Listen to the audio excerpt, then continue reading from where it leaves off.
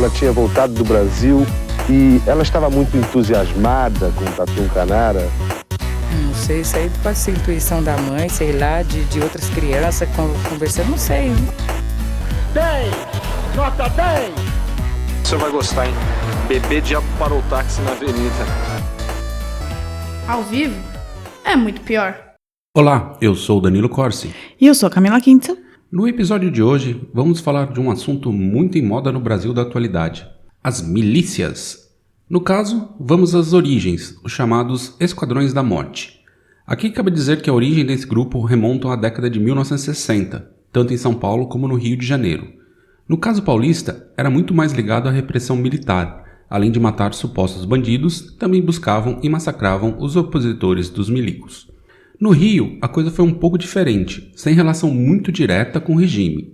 E é essa história que eu vou contar hoje. Um dos mais famosos grupos de Esquadrão da Morte, a Escuderie Détective Lecoq, ou somente Esquadrão Lecoq, que começou como vingança e depois espalhou seus tentáculos para muitos negócios na cidade.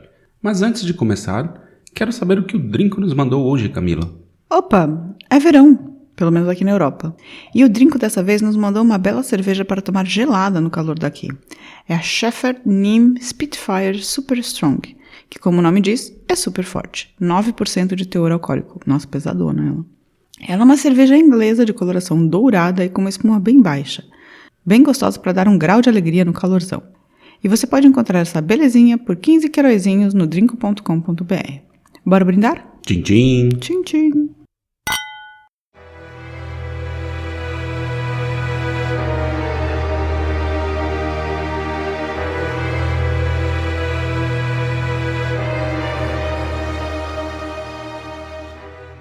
Bom, para começar, acho legal dar um breve conceito do que é um Esquadrão da Morte. É um grupo formado por policiais e civis com o intuito de cometer atos ilegais, crimes e assassinatos, em geral a mando de grupos políticos, líderes da sociedade civil ou de líderes de organizações de Estado, como a própria polícia. Dito isso, vamos à história da origem das milícias cariocas. E tudo começa com um policial chamado Milton Lecoq. O Galo. Esse integrante da Guarda Pessoal de Getúlio Vargas, ele foi para a Polícia Militar integrando o esquadrão motorizado da Polícia Especial, que basicamente era uma protobop, ou seja, a polícia encarregada de lidar diretamente com bandidos considerados perigosos. Lecoq era uma pessoa muito popular, a quem todos recorriam em situações de dificuldade durante as ações nas comunidades. É engraçado você falar Lecoq o tempo todo. Lecoq. Porque é o galo, mas também em inglês tem um outro significado, né? Também. Que é tipo mais Braulio. Braulio, sim. Em 1964, Cara de Cavalo vivia de extorquir apontadores do jogo do bicho. Armado com uma Colt 45, o homem de 23 anos percorria a região de Vila Isabel de táxi para coletar dinheiro. Entretanto, um bicheiro o denunciou para Milton Lecoq, que decidiu armar uma tocaia. Acompanhado pelos policiais Hermenegildo dos Santos, Aníbal Beckman dos Santos e o delegado Hélio Vigio, o detetive tentaria prender Cara de Cavalo. Na noite de 27 de agosto, eles identificaram a mulher que o ladrão usava para recolher o pagamento e a seguiram até o Largo do Maracanã, onde encontraram um suspeito. Ao perceber a ação, ele tentou fugir, mas seu táxi foi fechado na rua Teodoro da Silva pelo Fusca dos policiais. Houve troca de tiros e Lecoq foi atingido no tórax e no pescoço por 5 disparos. O detetive de 44 anos foi socorrido, mas não resistiu. E foi uma comoção entre os policiais. E também no alto comando militar, afinal Lecoq era primo do brigadeiro Eduardo Gomes, que era ninguém menos que o patrono da aeronáutica e um exímio participante do golpe militar de 64. Sim, eu lembro do Eduardo Gomes. Ou seja, o Cara de Cavalo matou quem não devia. Ah, entendi. Então, na verdade, o Lecoq ele estava indo fazer uma ação que era de proto-milícia, porque... Não, isso não era proto-milícia. Nesse caso, ele foi uma ação policial. Ah, tá, foi uma ação legal. O cara que... é porque eu achei que ele estava indo contra a pedido dos... Foi o bicheiro que denunciou, mas era uma ação policial supostamente oficial. Legal. Ah, entendi. E aí o Cara de Cavalo que... matou ele, na troca de tiros. O Cara de Cavalo. Cara de Cavalo. Rapidamente, um grupo de policiais se juntou para vingar a morte de Lecoq. Foram eles Aníbal Beckman dos Santos, que estava na ação, conhecido como Cartola, Euclides Nascimento Marinho, Hélio Guaíba Nunes, Humberto de Matos, Jaime de Lima, Lincoln Monteiro, Mariel Marisco de Matos, Nelson Duarte, Neils Kaufmann, conhecido como Diabo Loiro, José Guilherme Godinho, o Sivuca, Vigmar Ribeiro e Elinto Pires. O Sivuca. Automaticamente, eles se auto-intitularam de Escuderie Lecoq. Eu tenho uma pergunta, Mariel é um cara?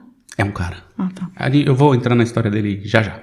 5 semanas após a morte de Lecoq, Cara de Cavalo chegou, na noite de 2 de outubro, ao casebre do Saco de Fora, região que na época integrava o município de Cabo Frio. Ele foi levado até lá pela namorada, Nilza Ribeiro. Nilza disse à polícia que o grupo de extermínio invadiu o imóvel por volta das 4h30 da manhã, no dia 3 de outubro. Dos cerca de 100 disparos feitos, 62 atingiram Cara de Cavalo, a maioria na região do abdômen. Segundo Sivuca, que era o delegado, os 62 tiros foram algo assim. O primeiro para matar, o segundo para confirmar, o terceiro para fazer a festa, depois por alegria. Que achas, Camila? Os caras deram 62 tiros no abdômen de uma pessoa. Sim, entrando de madrugada na casa dele, na casa que ele tava. 62 tiros é um absurdo. É uma quantidade muito grande de tiros. Conta até 62. Pois é, né? É bizarro, assim. Foi uma discussão com requintes de crueldade, né? Não tem requinte de crueldade, porque assim, na verdade ele morreu com o segundo e terceiro tiro, né? O resto foi só pra eles mesmos. Sim, mas essa é crueldade, profanar, né? Profanar o cadáver mesmo, porque, você não morre, né? Não é que ele ficou levando 62 tiros no pé, na mão, que é um lugar que ele ia ficar sentindo dor. Ele morreu, no máximo, ali no terceiro. Sim, aí não sei dizer, mas é possível. Mas, gente do céu. Foi brutal. E eles não guardavam nenhum segredo do que fizeram. E você acha que foram repreendidos ou processados? Claro que não, né? E aí o grupo gostou da ideia. E se a gente fizesse justiça por nós mesmos? O então secretário da Segurança do Rio, Luiz França, os batizou de 12 Homens de Ouro da Polícia Fluminense. E cada um deles ganhou a alcunha de um dos signos do zodíaco. Nossa senhora, que coisa cafona.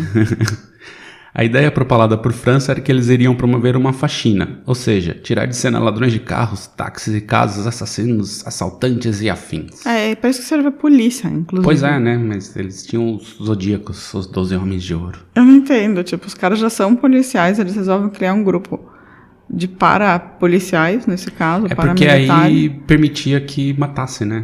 Então, para não cumprir a lei. Exatamente. A polícia tem supostamente regras a seguir, né? É inacreditável. É inacreditável isso. Esse grupo embarcou de cabeça na ideia. Para eles, o grupo foi criado para dar uma satisfação à sociedade. Criaram uniforme e logo. Tinham as iniciais EM no brasão, que era uma referência ao Esquadrão Motorizado de Lecoq. Mas na verdade muitos diziam que era Esquadrão da Morte mesmo. O símbolo era uma caveira em cima de ossos cruzados. A Escuderie tinha como presidente executivo Euclides Nascimento e de honra o jornalista David Nasser, dos Diários Associados. Ai, que beleza, né? Sempre tem os caras da imprensa misturado, né? Com a caterva. Sim, e quando começou assim a alta sociedade carioca bradava apoio aos caras da Escuderie. Era uma coisa, era isso que a gente tava precisando mesmo, limpar a cidade e tal, eles vão ficar mais seguros, assim, deram corda. Tem uma música do Caetano que fala: a mais triste nação, na época mais podre, compõe-se de grupos de linchadores. Pois é. Eu acho que é exatamente isso. Foi isso mesmo que aconteceu. E depois do Cara de Cavalo, eles começaram um massacre. Os alvos eram os ícones da bandidagem carioca. Mineirinho foi morto com 30 tiros. Zé Pretinho foi fuzilado na porta de seu barraco no Morro dos Macacos. E Bidá tomou 50 tiros no Morro da Querosene. E Passo Errado foi torturado e queimado no Morro do Tuiuti. Uma curiosidade bizarra é que durante essas ações, os justiceiros estavam sempre chupando pirulitos. Era um código deles, sempre pirulitos, assim, era uma coisa acho que a ideia era falar assim que era muito fácil, sabe, assim, meio docinho. Fálico isso, né? Sim, tem várias coisas envolvidas aí. Eu acho que essa galera precisava de uma terapia pesada, viu? Gente, que horror, cara. E assim, tudo overkill, né? No final das contas. Sim, eles nunca, não mata com 2 tiros. Não, tem que ser sempre uma ação espetaculosa, assim, matamos o cara com 50 tiros, matamos o cara, queimamos o cara, batemos o cara. Era sempre pra dar fita, né? Durante a década de 60, o grupo foi crescendo, virando uma associação em que seu auge chegou a ter mais de 7.000 apoiadores, entre associados e admiradores. E com todo o poder, a coisa começou a degringolar. Com o aumento da vaidade de poder gerado pelo medo, seus integrantes assumiram projetos mais ambiciosos, entre eles as parcerias com líderes do Jogo do Bicho. Muitos lecoquianos ligavam para a imprensa para contar em detalhes como tinham acabado de exterminar um grupo de criminosos. Isso deixava alguns dos líderes incomodados e a escuderia então começou a sua purga, incluindo seus fundadores. É claro, né? Porque gente sociopata descontrolada, em geral, é descontrolada em todas as situações, né? E aí ela consegue ser descontrolada contra os seus também. Contra os seus também, eles perderam a linha. E como eles contavam, né, ligavam para a imprensa falando, não, fiz tal coisa, assim, começou a surgir na sociedade carioca um certo incômodo, assim, né, tipo, mataram mais bandidos, mas assim, 100 tiros, 50 tiros, as pessoas começaram a falar, bom, acho que... É barbárie. Acho que a gente exagerou um pouco, acho que não tá muito legal isso aí. Deram arma na mão do macaco, literalmente, né? Literalmente, e aí os chefões resolveram que iam limar essas pessoas do grupo. Na verdade não é literalmente, porque o macaco não faria isso. Assim. Provavelmente não daria 50 tiros na mesma pessoa. No outro macaquinho, é. E agora eu vou contar a história de um dos líderes expulsos, o cara que deu a letra do futuro comportamento da Scuderie na década de 70. Mariel Mascot, conhecido como Ringo de Copacabana, foi chutado da Scuderie em 73. Ele era o Ringo porque havia matado um ladrão em Copacabana e, ameaçado de prisão por homicídio, rendeu o delegado do caso com 2 pistolas calibre 45, uma em cada mão. E aí ele ganhou o apelido de Ringo de Copacabana, baseado no cinema Bang Bang. Tinha um Ringo no cinema Bang Bang, eu não sabia. Eu sou o único que eu conheço dos Beatles. Não, é esse também. Bonito e forte, ele conquistou algumas das mulheres mais desejadas do Rio de Janeiro em sua época, entre elas as atrizes Elsa de Castro e Darlene Glória, além da modelo Rose de Primo. Linda Rose de Primo. Nos anos 60, ele teve um caso com a Rogéria, a travesti da família brasileira. Mariel. Marisco foi detido sob acusação de assassinato e de integrar o Esquadrão da Morte. Em 19 de junho de 73, ele recebeu pena de 16 anos e 10 meses de reclusão. Só isso. Só isso. Mas ele fugiu da cadeia e depois foi obrigado a passar um período no presídio de Ilha Grande. 3 anos depois, estava de volta às ruas e queria usar a experiência da Scuderie para algo maior. Ele sabia que tinha muito poder em seu esquema e decidiu que ao invés de combater o Jogo do Bicho, ele seria o Jogo do Bicho. E começou a atacar os poderosos barões bicheiros, entre eles Castor de Andrade. Mas Castor iria recorrer a quem para ajudá-lo? A Scuderie. Gente, então peraí, deixa eu ver se eu entendi. O cara era da Scuderie. Aí ele foi expulso. Aí ele foi preso. Foi preso. Porque foi expulso, né? Porque no final das contas... Aí ele saiu da prisão e falou, não, agora eu vou pro submundo mesmo. E vou tomar o lugar dos bicheiros. Aí eu quero atacar os bicheiros. O principal bicheiro é quem? Castor de Andrade. Aí ele foi atacar o Castor de Andrade. O Castor de Andrade pediu ajuda a quem? A Escuderia que ele fundou. Deu a volta. Deu a volta. E nessa época o esquadrão era comandado por Marcos Aurélio Correia de Melo, o Marquinhos, que era pai de um dos sócios de Mariel, que viu no pedido de Castor de Andrade a chance de pegar tudo para ele e para o filho. Resolveram dar o truque. Exatamente. No dia 8 de outubro de 81, Marquinhos liderou uma ação que distribuiu 43 tiros no Ringo de Copacabana, em frente a uma das fortalezas do bicheiro Raul Capitão, no centro do Rio. Tá, então Mariel morreu. Mariel morreu pela ação do próprio grupo que fundou. Virou só um porto. Ele virou mais um cara de cavalo pros caras. Virou só um porto em Cuba, né? Em Cuba. E Marquinhos levou a ideia a novos patamares. Além de começar a dominar várias partes do Jogo do Bicho no Rio, ele também exportou um método para outros estados, em especial Minas Gerais e Espírito Santo. E durante 7 anos ele comandava esse esquema que agora ia além do Esquadrão da Morte, mas também interferiam diretamente nos negócios da criminalidade. Em 88, Marquinhos acabou assassinado a tiros de metralhadora. E a partir daí, a Scuderie se fragmentou, dando origem a diversos grupos paralelos, mas ela ainda continuou ali na ativa com suas atividades de extermínio. Eles meio que voltaram às raízes só matando bandidos, mas muitos saíram do grupo para formar milícias variadas pelo Rio de Janeiro. Então a primeira foi a Scuderie Lecoq, que formou a primeira milícia, que começou só como Esquadrão da grupo Morte, de extermínio. Justiceiros, de né? justiceiros espetaculosos, porém o Mariel resolveu dar um inverte nessa escuderia e, transformar num negócio mesmo, assim, Sim. tomar o poder dos negócios ilegais. Entendi. E aí, o cara que estava comandando a escuderia. Ele foi traído por esse grupo do Marquinhos, o Marquinhos assumiu e ficou um tempão tomando conta e montando a estrutura. Montando a estrutura, eles comandavam mais ou menos, né, como se sabe hoje, assim, eles tinham negócios, não na época com o jogo do bicho, né, também estavam envolvidos com tráfico e situações da comunidade. Hoje né? tá em todos os lugares, né, tá no Gatonete, tá na água, no gás, tem negócio imobiliário, né, parece que estão construindo lá em prédios com dinheiros de rachadinha. De rachadinha, tem bastante braço, né, a milícia. Pois é. E o Sivuca, um dos fundadores, foi eleito deputado estadual em 90 com o lema bandido bom é bandido morto. Que literalmente pra ele, mas no caso ele também é um bandido. Ele também é um bandido, pena que não, enfim. E a escuderia foi oficialmente extinta no início de 2000, mas curiosamente voltou em 2015 em versão bem mais discreta, do bem, e com novo nome, Associação Filantrópica Escuderie Detetive Lecoq. Entre seus 60 integrantes estão policiais aposentados e profissionais de outras áreas. O objetivo agora é fazer um trabalho preventivo e de conscientização dos cariocas diante da violência que afeta a cidade. E um dos incentivadores para a volta da escuderia foi quem? Jair. Jair? Gente. Da paz o negócio, né? Nossa, só gente boa. Filantrópico. Eu tô acreditando muito. Essa galera que gosta pouco de arma é bem filantrópica. Pois é, né? Tá. E aqui cabe falar de uma figura chamado Carlos Humberto Manato, ex-braço direito de Marquinhos. Em fevereiro de 2019, ele foi empossado como secretário especial para a Câmara dos Deputados da Casa Civil da Presidência da República pelo Excrementíssimo. Curioso, não? O que você acha, Camila?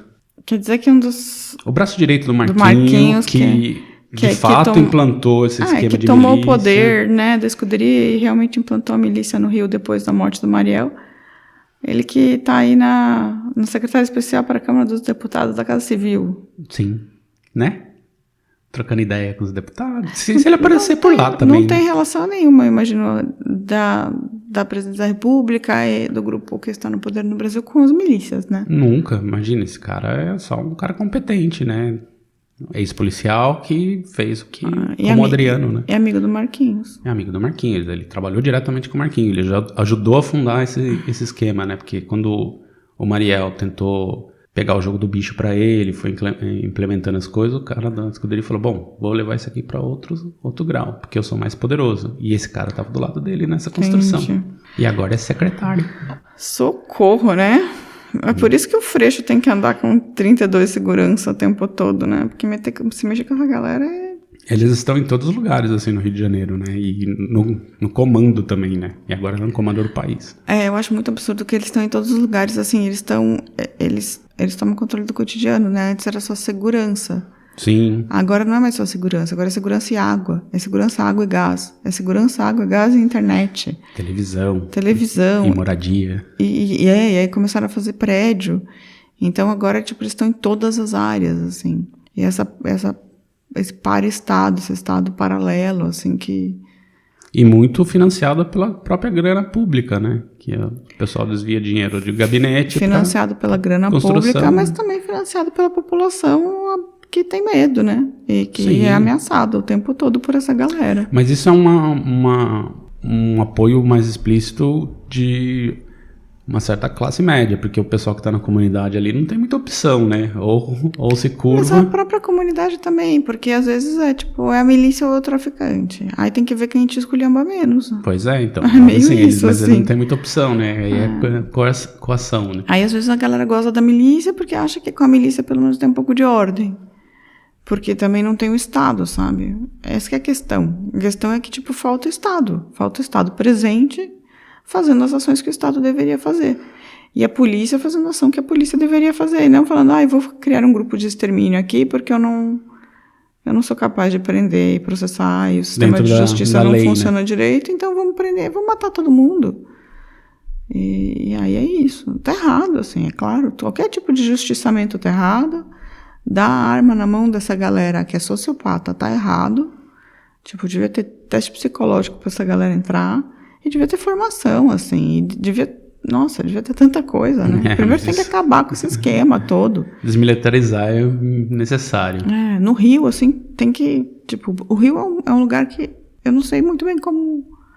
Até onde tem que ir pra desmontar e montar de novo, sabe? Não, tem que mandar todo mundo embora e contratar do zero, começar do zero de novo. Então, tipo, mas tem que começar a polícia do zero, tem que começar, tudo ali. Sabe, tudo ali do zero, porque tá pesado, né? Tem muita gente boa, mas pelo amor de Deus, assim. É meio sem solução pra mim, só tem que refundar tudo, porque não tem jeito.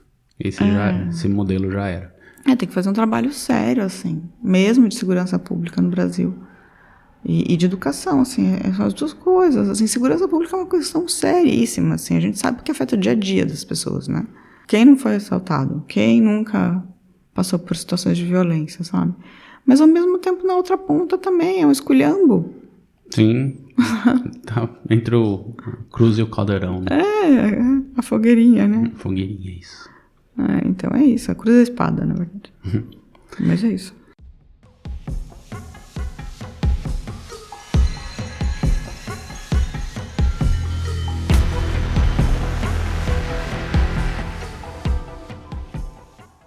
Enfim, esse foi o episódio de hoje. E se você gostou da história, como faz pra contar pra gente, Camila?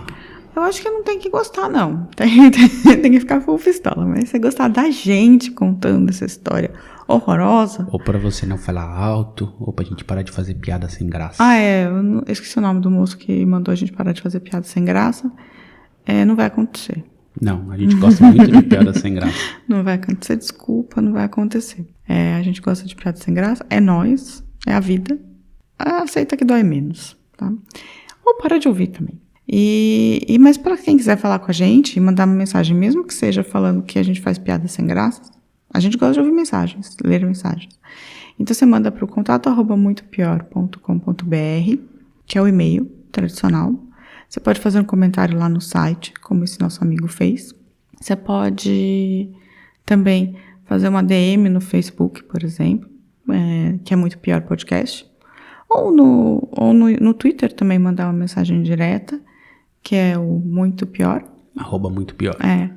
Uma moça me mandou pra mim pessoalmente, assim, eu achei bem, bem fofa ela, mandou um elogio, esqueci o nome dela agora, mas obrigada, foi muito fofa.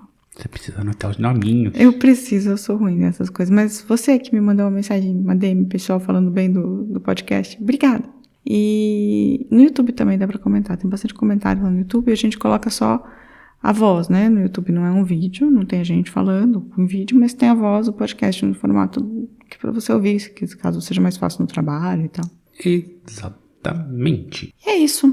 Semana que vem estaremos de volta. Com mais uma história cagada. Pois é o Brasil. Um beijo. Tchau, tchau. Tchau. A vida é muito pior. Este programa é um oferecimento de Drinco.com.br.